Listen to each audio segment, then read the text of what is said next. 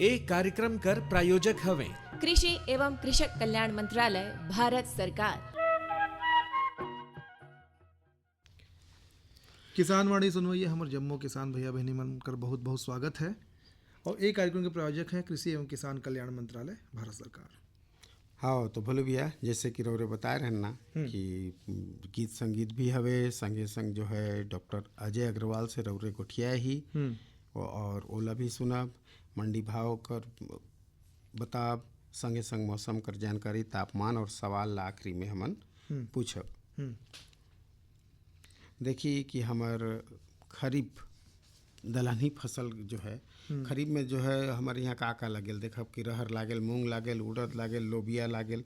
ये सब सबसे बढ़िया बात ला तो भूल गए रौरे, कुर्थी हमारे यहाँ कर प्रसिद्ध दलहनी फसल है भाई। हाँ कुर्थी कर भर अभी भी लगे कर समय है। बिल्कुल बिल्कुल ठीक कहें। हमारे ला जो है अगर सही समय पर जो है ना बोआई, बीज उपचार, उर्वरक प्रबंध, खरपतवार नियंत्रण और कीट रोग कर प्रबंधन अगर हमन करत ही तो हमारे यहाँ कर जो है माटी बहुत बढ़िया हवे दलहनी फसल कर। भाई लेकिन कोई भी फसल कर अगर हमन ला बढ़िया पैदावार लेना है, बढ़िया उत्पादन लेना है धर्मू भैया,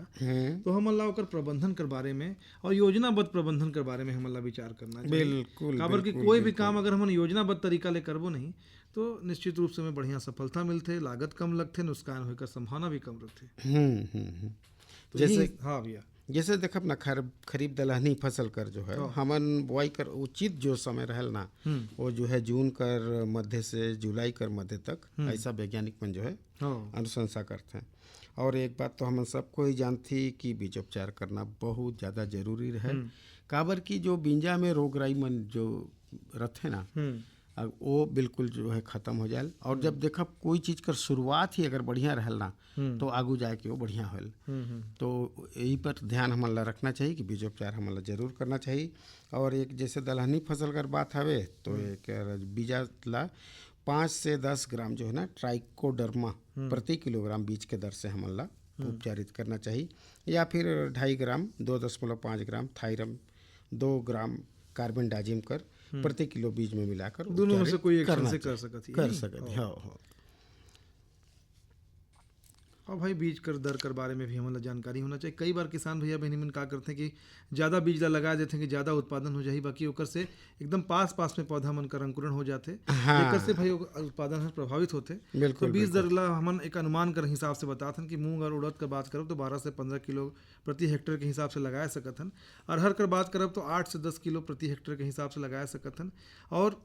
दूरी कर बारे में भी हमला बढ़िया ध्यान होना चाहिए कि ज़्यादा पास नहीं लगी। अरहर बर 60 से 75 सेंटीमीटर का दूरी बढ़िया रहते और मूंग उड़द बर 30 से 40 सेंटीमीटर का दूरी पर्याप्त रहते। रहर कर बात करें तो देखब ना कि कुछ उन्नत किस्म मन हमें रहर कर, जिसमें पूसा 991 हवे, पूसा 992, पूसा 2001, पूसा 2002, पूसा अरहर 16, अंकुर चारू, अजीत श्वेता, ये सब किस्म मन हमें जो बिल्कुल एला लगाए कि किसान भाई जो है ना बढ़िया उत्पादन प्राप्त कर सकता है। हर उत्पादन कर समय में हमन एक बात कथन कि भाई खातू का प्रबंधन भी होना जरूरी है। और कई बार हमन देखब तो किसान भैया बहनी मन ज़्यादा उत्पादन कर चक्कर में लगेल कि भाई ज़्यादा खातू ला देहब तो ज़्यादा उत्पादन हुई, बाकी ऐसा नहीं रहते। हमन ला भी खातू कर प्रबंधन कर बारे में बढ़िया जानकारी होना चाहिए। सामान्यतः अगर हमन देखब तो दलहनी फसल में नाइट्रोजन कर ज़्यादा जरूरत नहीं पड़ते, बाकी प्रति हेक्टेयर हमन देखब तो 20 से 25 किलोग्राम नाइट्रोजन और 40 से 50 किलोग्राम फास्फोरस और 20 से 25 किलोग्राम पोटास पर्याप्त रहते। और कुछ हमन गंधक युक्त उर्वरक जैसे जिप्सम वगैरह भी हमन चाहिए तो आवश्यकता के हिसाब से दे सकत हन। सबसे बढ़िया बात है कि भाई जैविक खाद चाहे गोबर कर हो चाहे वर्मी कंपोस्ट हो, इला डालना सबसे ज़्यादा लाभकारी रही। बहुत बढ़िया बात कहें रौरे। तो ये सब बात कर हमारे यहाँ ध्यान करी अगर किसान भाई तो निश्चित रूप से जो है ना बढ़िया जो है फसल कमाही। देखिए रौरे कह रहे हैं कि शुरुआते में कि गीत संगीत हवे, तो कौन सा गीत सुनवा आप किसान भाई? बढ़िया केदार यादव और साधना यादव कर गायल गीत ला सुनत हन, तेकर आगू डॉक्टर अजय अग्रवाल कर गोठ ला सुनबो। बिल्कुल लगे तो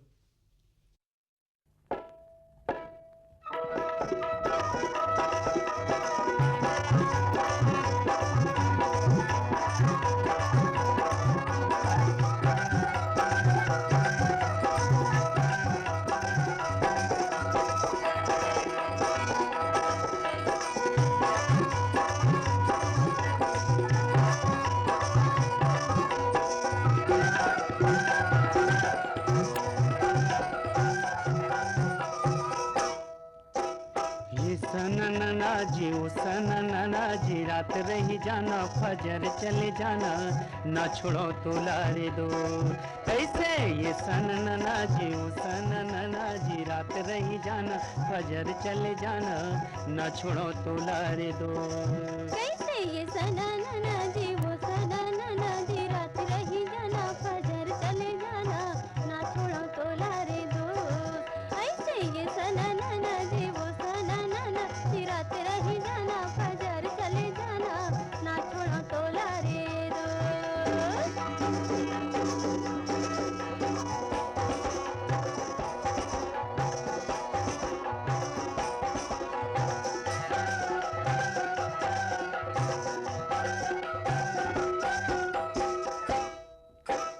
करी पतोई ऊपर फुरता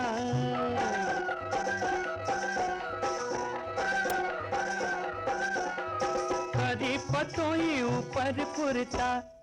और रही रही के आथे तुरच सुरता कैसे ये सननना जी ओ सननना जी रात रही जाना फजर चले जाना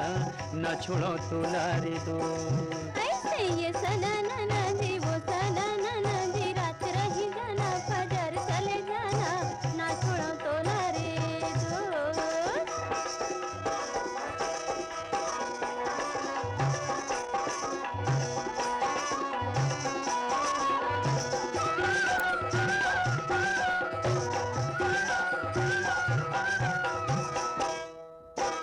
पानेला खाए मुहुला करेला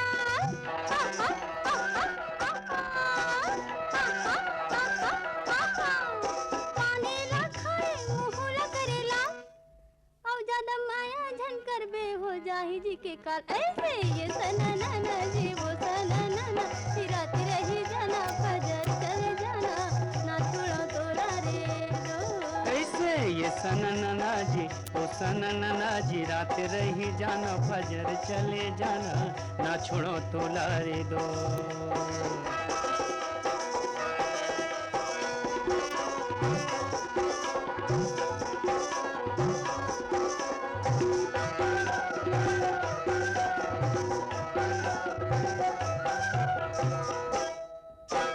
माथे के बिंदिया हाथे के चूरी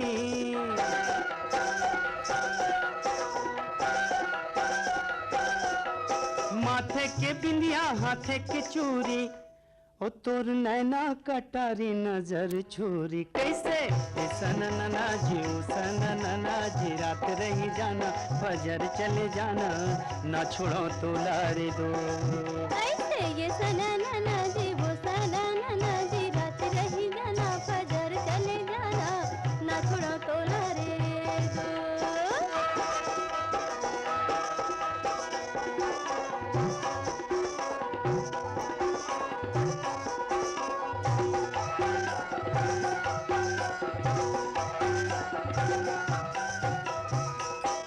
हाथे के चूड़ी माथे की बिंदिया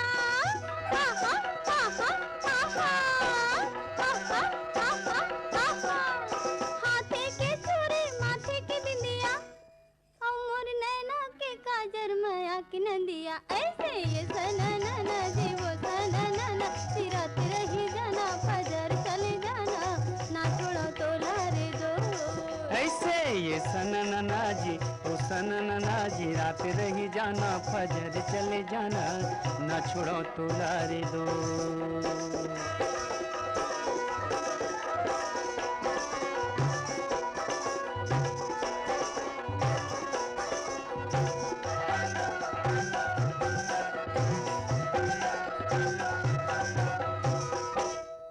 सुवारम लुगरा मसोला कुरी फूल हा हा हा हा हा हा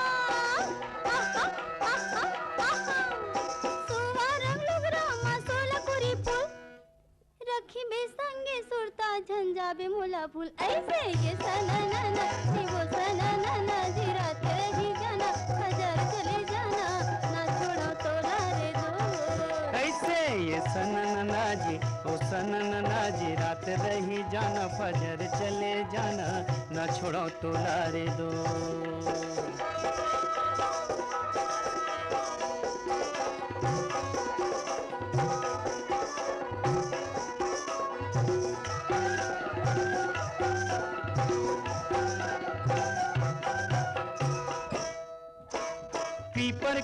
रुखमा फरेला पिकरी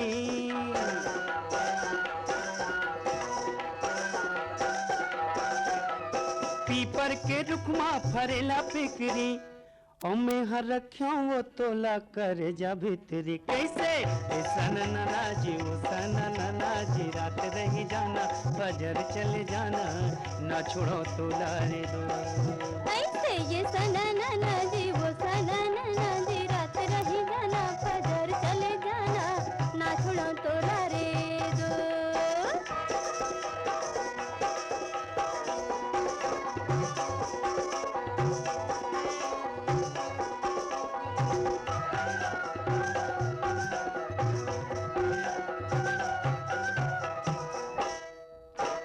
तोर सुनना मांग मा सिंदूर बुकले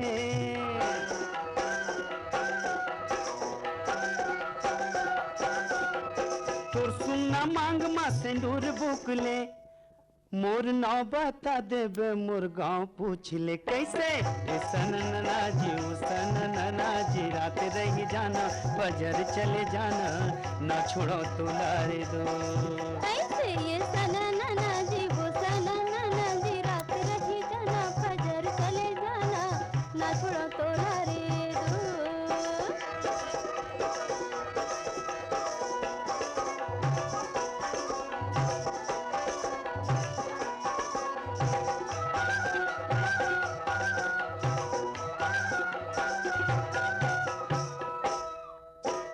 सिंदूर मंगायो लाने च बंधन आहा आहा आहा आहा आहा आहा सिंदूर मंगायो लाने च बंधन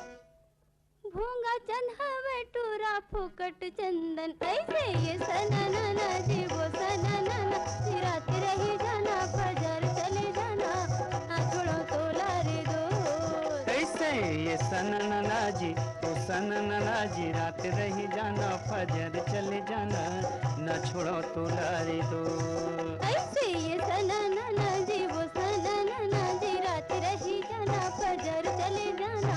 ना छोड़ो तोला रे दो न छोड़ो तोला रे दो न छोड़ो तोला रे दो न छोड़ो तोला रे दो न छोड़ो तोला रे दो हाँ तो भोलू भैया देखिए बड़ा सुगरकन गीत रौरे सुनवायन अब का है कि जो रौरे गोड बात करे ही ओला डॉक्टर साहब साथ तो ओला सुनबो बाकी ओकर पहले संदेश हवे ओला सुनल जाए। हर जोखिम से निकल कर फसल आए सुरक्षित हो जाए फसल बीमा से हर किसान अब आत्मनिर्भर हो जाए संकट के समय प्रधानमंत्री फसल बीमा योजना किसानों के लिए वरदान है। अब सूखा पड़े या बाढ़ आ जाए कोई डर नहीं, अब ओले पड़े या कीट पतंगे फसल खा जाए कोई फिक्र नहीं, क्योंकि हमने लिया है प्रधानमंत्री फसल बीमा। बुआई से फसल कटाई तक हर जोखिम का दावा, न्यूनतम प्रीमियम पर अधिकतम भुगतान का वादा। योजना से हर साल जुड़ रहे हैं 5 करोड़ से ज्यादा किसान। अब आपकी है बारी। नजदीकी कृषि कार्यालय, सहकारी समिति, बैंक शाखा, अधिकृत बीमा कंपनी या जन सेवा केंद्र में स्वेच्छा से करा सकते हैं पंजीकरण। फसल बीमा पोर्टल या फसल बीमा ऐप द्वारा भी कराया जा सकता है पंजीकरण। प्रधानमंत्री फसल बीमा योजना, आपकी फसलों का संपूर्ण सुरक्षा कवच। कृषि एवं किसान कल्याण मंत्रालय, भारत सरकार। प्रधानमंत्री किसान मान धन योजना। मिलेगा पेंशन का सहारा, कृषक ना होगा बेसहारा। जुड़ेगा खुशियों से नाता, कटेगा सुख से बुढ़ापा। सुरक्षित होगा अन्नदाता, सुरक्षित होगा अन्नदाता। प्रधानमंत्री किसान मान धन योजना से लघु सीमांत किसानों का भविष्य होगा सुरक्षित और 60 वर्ष की आयु से 3,000 रूपए मासिक पेंशन होगी सुनिश्चित। 55 रूपए से 200 रूपए की मासिक किश्त देकर प्रवेश कर सकते हैं 18 से 40 वर्ष तक के किसान। इस अंशदायक योजना में सरकार देगी बराबर का योगदान। सभी किसान भाई बहन इस योजना के लाभ के लिए जन सेवा केंद्र में जाएं और अपना निशुल्क नामांकन कराएं। प्रधानमंत्री किसान मान धन योजना, अन्नदाता के परिश्रम को संबल, पेंशन से सुरक्षित उनका कर। कृषि एवं किसान कल्याण मंत्रालय, भारत सरकार द्वारा जनहित में जारी। हाँ तो देखिए संदेश ला तो सुने न, अब 12:40 से हमारे जो है नया दौरक्रम में डॉक्टर अजय अग्रवाल जी से जो है रौरे बात करे रहन कि हमार पशु पोषण कर का महत्व हवे, तो लेकिन सुनल जाए किसान भाई मन भी एकर लाभ ले हैं।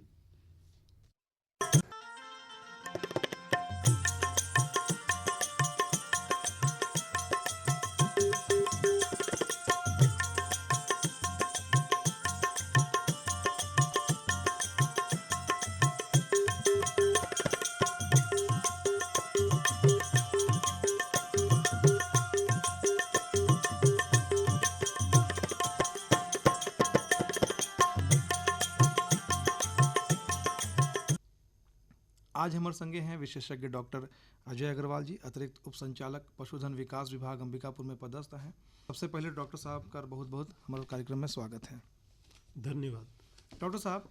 पशु मन में हरा चारा कर जो महत्व है बोला तो हम जानथन कि भाई जैसे मनसे मन में भी हरा साग सब्जी कर बहुत महत्व है, वही कस पशु मन ला भी अगर हम हरा चारा खवाब तो निश्चित रूप से मन कर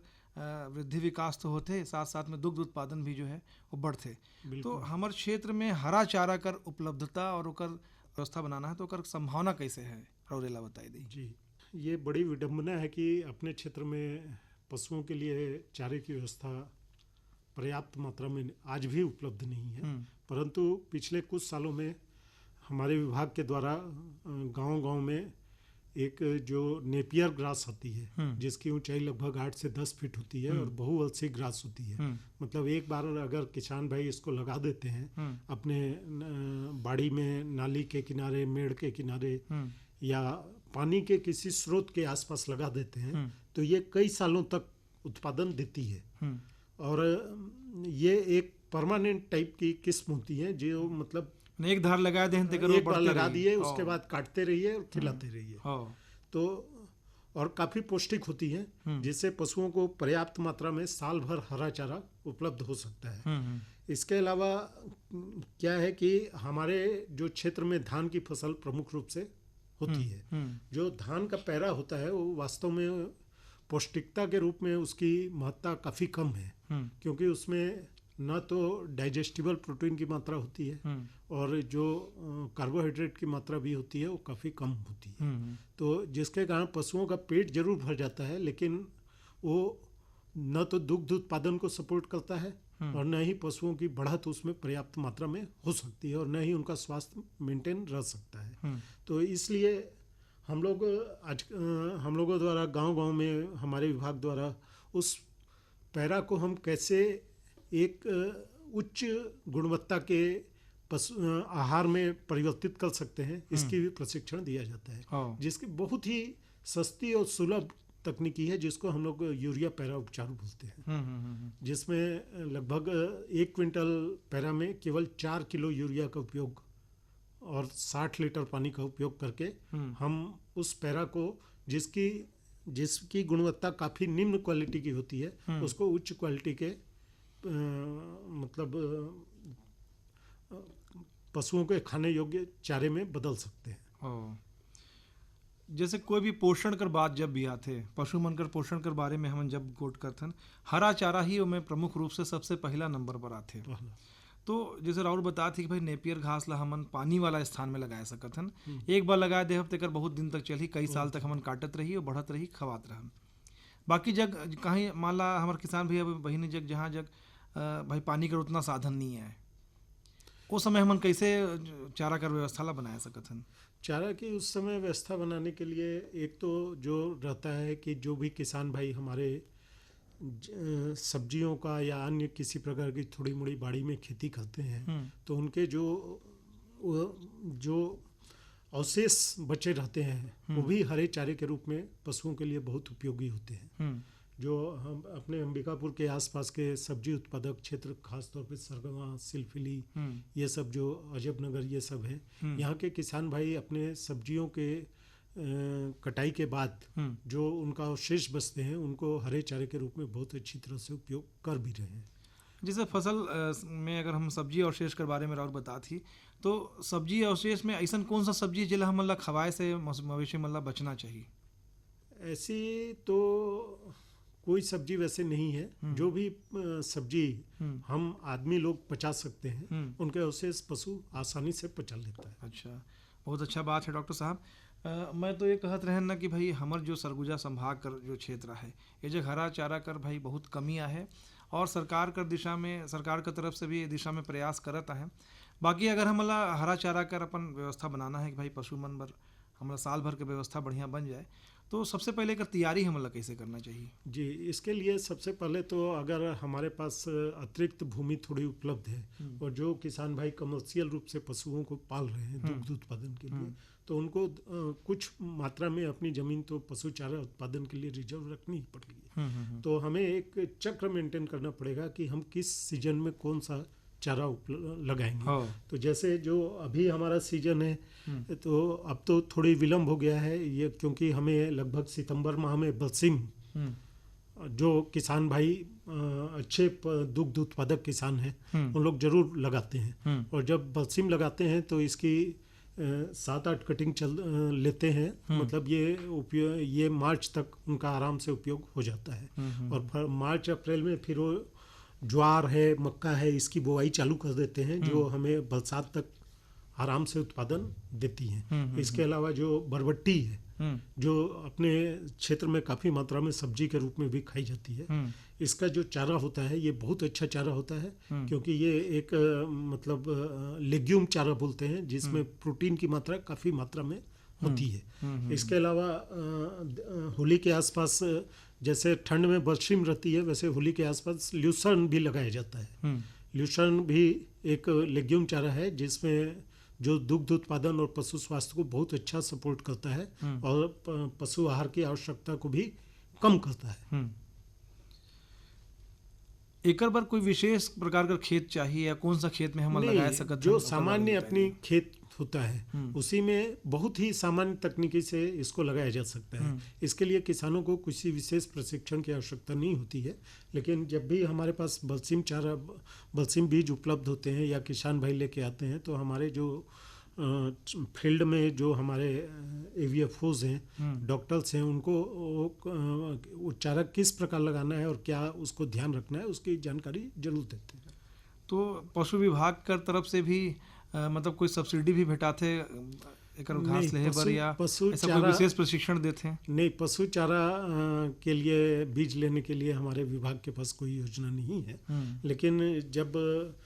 पिछले कुछ वर्षों में हम लोगों ने गांव-गांव में नेपियर की सप्लाई जरूर की है। तो नेपियर के लिए जो जैसा अभी आपने पूछा था कि जो किसान के पास अतिरिक्त व्यवस्था नहीं है तो नेपियर के लिए अतिरिक्त व्यवस्था करने की जरूरत नहीं है। अगर किसान के बाड़ी में कुआं है या ट्यूबवेल है या पानी का कोई भी स्रोत है, नहीं है, मान लीजिए घर में जहाँ पर नाली उसकी निकलती है, जहाँ वेस्ट पानी निकलता है उसके घर का, वहाँ पर भी आसपास अगर वो 20-50 पौधे अगर नेपियर के अगर रोप देता है तो उसके 2-3-4 पशुओं के लिए तो साल भर पशु चारे की व्यवस्था आराम से हो जाती है। जैसे हमार किसान भैया बहनी मन जग हरा चारा कर व्यवस्था बनाए लें तो पशु मन ला चारा देते समय मन ला कौन सा बात कर सावधानी करना चाहिए, ये बात कर भाई बताई दी। जी, पशुओं को जब भी हम चारा देते हैं तो हमें इस बात का ध्यान रखना चाहिए कि वो केवल बहुत मात्रा में हरा चारा केवल उपलब्ध न दें, क्योंकि बहुत मात्रा में हरा चारा देने से कई बार दस्त वस्त की समस्याएं और इंडाइजेशन की समस्याएं आने लगती हैं, पेट भी फूलता है, तो एक नई समस्या खड़ी हो जाती है। तो जब भी चूंकि हरा चारा हमारे पास बहुत लिमिटेड मात्रा में उपलब्ध है तो हम जब भी उसको दें, कटाई करके दें और उसमें अगर आधा पैरा आधा चारा हरा चारा मिलाकर और पशु आहार मिलाकर दें, जिससे कि पशु छांट कर केवल हरा हरा न खाए, क्योंकि हमारी भी एक टेंडेंसी होती है कि स्वादिष्ट भोजन को पहले खाते हैं, तो वो टेंडेंसी जानवर में भी होती है। तो अगर हम पहले हरा चारा देंगे बाद में पैरा देंगे तो जानवर खाने को नहीं करेगा। तो जब भी दें तो मिक्स करके दें, जिससे कि वो और जो इससे दस्त की या पेट फूलने की समस्या है उससे भी बचाव हो जाता है। जाते जवाती भाई हमारे किसान भैया बहनी मल्ला पशु पोषण कर संबंध में राउर का जानकारी देना पशु पोषण के संबंध में मैं जो सबसे महत्वपूर्ण उनको जानकारी देना चाहूँगा कि पशुओं को कितनी मात्रा में आहार की आवश्यकता होती है, जो क्योंकि कई बार किसान बहुत अधिक मात्रा में आहार दे देता है तो उसे आर्थिक नुकसान होगा और साथ ही साथ जो अतिरिक्त पशु आहार होगा वो गोबर में निकल जाएगा, क्योंकि पशु के लिए कोई उपयोग का नहीं है। तो ऐसी अवस्था ना आए, इसके लिए जो रहता है कि अगर हमारे पास उन्नत नस्ल की अच्छी गाय है या अच्छे बैल हैं जिनका उपयोग हम खेती में करते हैं, तो उनको लगभग 1 से 1.5 से 2 किलो पशु आहार प्रतिदिन की जो आवश्यकता अपने शरीर की मेंटेनेंस के लिए होती है। तो जैसे अगर आपके पास जर्सी गाय है या एचएफ गाय है या अच्छे नस्ल की गिर या साहिवाल गाय है, तो इनको 1.5 से 2 किलो पशु आहार की भी आवश्यकता प्रतिदिन की होती है। इसके अलावा लगभग 4 से 5 किलो सूखा चारा या 10 किलो हरा चारा, ये टोटल आवश्यकता इतनी ही होती है, जिसको कम से कम 2 हिस्सों में डिवाइड करके सुबह शाम देना चाहिए। इसके अतिरिक्त अगर हमारी गाय दुग्ध उत्पादन कर रही है तो प्रति 3 किलो दूध पे 1 किलो पशु आहार की अतिरिक्त रूप से दिया जाना चाहिए। इसका मतलब ये होता है कि अगर हमारी गाय 6 लीटर दूध दे रही है तो 2 + 2 4 किलो पशु आहार दिन भर में दिया जाना चाहिए। और उसी अनुपात में अगर 12 लीटर दूध दे रही है तो 4 किलो पशु आहार दुग्ध उत्पादन के लिए और 2 किलो उसके शरीर के लिए, कुल 6 किलो पशु आहार की आवश्यकता होगी। तो जब हम सही मात्रा में पशु आहार उसमें देंगे तो उस पशु आहार को अधिकतम पचाएगा और उसके जो पोषक तत्व हैं वो पशुओं को अधिकतम लाभ पहुंचाएंगे, जिससे दुग्ध उत्पादन में उसका मेंटेन रहेगा या बढ़ोतरी होगी। लेकिन अगर हम दुग्ध उत्पादन की तुलना में कम पशु आहार देते हैं या अधिक पशु आहार दे देते हैं, मान लीजिए कोई गाय हमारी 3 लीटर दूध दे रही है और कोई गाय 6 लीटर दूध दे रही है, हम दोनों को अगर बराबर मात्रा में पशु आहार देते हैं तो 3 लीटर वाली के गोबर में अतिरिक्त पशु आहार निकल जाएगा, लेकिन 6 लीटर वाली को उसके दुग्ध उत्पादन के लिए पर्याप्त मात्रा में पोषक आहार उपलब्ध नहीं होगा। तो दोनों स्थितियों में किसान को आर्थिक रूप से नुकसान होगा। माने समझ के देना है, जैसे समझ के देना है वही हिसाब से 1.5 से 2 किलो पशु आहार गाय को अपने शरीर के मेंटेनेंस के लिए और 3 किलो दूध पे 1 किलो पशु आहार प्रतिदिन की आवश्यकता होती है। हाँ, तो भोलो भैया देखिए बड़ा सुगरकन जानकारी मिली भाई। आप बेरा हुए चली से मंडी भाव कर, तो आज गेहूँ रहीस 2590 रुपया प्रति क्विंटल, राम तिल रहीस 7000 रुपया प्रति क्विंटल, मक्का रहीस 2230 रुपया प्रति क्विंटल, कोदो रहीस 3250 रुपया प्रति क्विंटल और मूंगफली रहीस 5600 रुपया प्रति क्विंटल।